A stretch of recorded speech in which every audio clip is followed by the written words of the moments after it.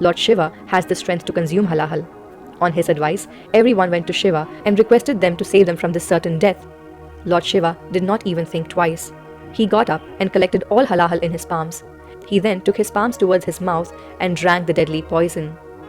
As Shiva started drinking it, his consort, Ma Parvati, kept her right hand on his neck. It prevented the poison from escaping from Shiva's throat and entering his body. The poison was so potent that Shiva's neck turned blue. Everyone sang praises of Lord Shiva, and he was given the name Neelkant, the one with the blue throat.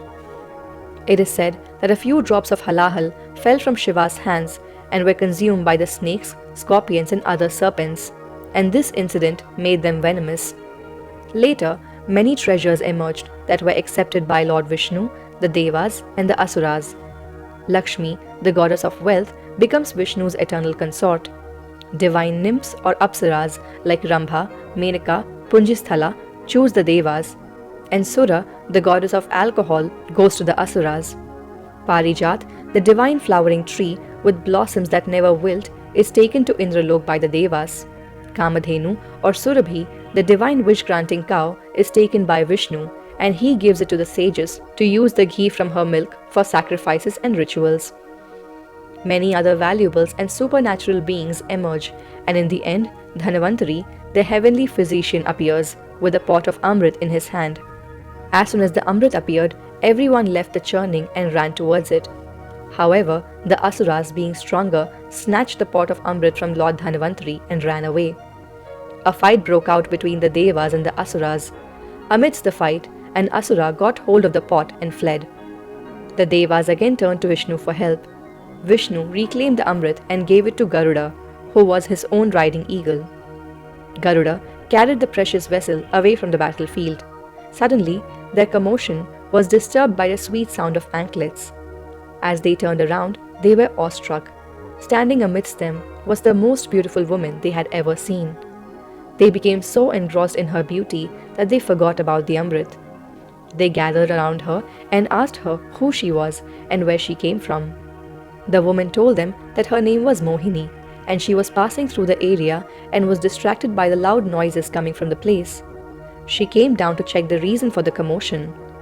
The Asuras, smitten by her beauty, told her about the Amrit and requested her to distribute it to them. Lord Vishnu, in Mohini's disguise, smiled at their proposal. Then she said that she would agree only if Devas too were given their share of the Amrit. Lost in her beauty, Asuras readily agreed to her terms. Mohini asked the Devas and Asuras to sit facing each other. She told them that she would distribute Amrit alternately to Devas and the Asuras. Devas and Asuras quickly took their place, and Mohini started distributing the Amrit. Mohini started with Indra, and as she turned towards the Asura king Bali, she discreetly changed the pot. One by one, all the Devas started getting Amrit, and Asuras kept getting a simple drink. But none of the Asuras noticed this deceit. However, one Asura named Swarbhanu caught Mohini while changing the pot. He quietly used his magic, disguised himself as a Deva, and sat between Surya and Soma. As Mohini came to offer him the Amrit and poured it in his hands, Surya and Soma identified him and quickly informed Mohini. Mohini assumed her original form of Lord Vishnu and, using his Sudarshan Chakra, cut off Swarbhanu's head before the Amrit could enter his body. However, because he had consumed the Amrit, his head had become immortal. From that day onwards, his head was known as Rahu and his body was known as Ketu, and both became celestial bodies. As an act of revenge for revealing his true identity to Lord Vishnu, Rahu swallows the sun and the moon during an eclipse. However, since he has no body, both sun and moon come out from his throat and become whole again. By the time the rest of the Asuras realized what was happening and that the beautiful Mohini was actually Lord Vishnu, the nectar had been distributed to the Devas. Vishnu then assumed his true form, rode on his Garuda and departed to his abode. Asuras understood the trick, and Devas had already consumed the nectar and had gained their lost powers. Realizing that they had been deceived, the Asuras engaged in a combat with the Devas, who had been bolstered by their consumption of Amrit.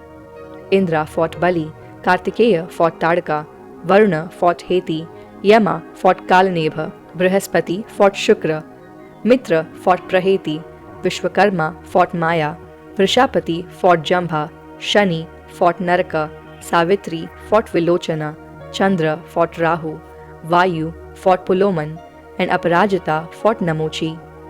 It is said that while Garuda flew away with the pot, a few drops of Amrit fell in a few towns including Prayag, Haridwar, Nasik, and Ujjain.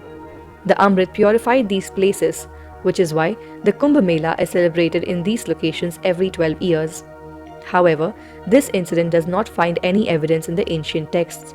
So, the theologists believe that these are recent theories popularized to add more value to the mentioned pilgrimage sites.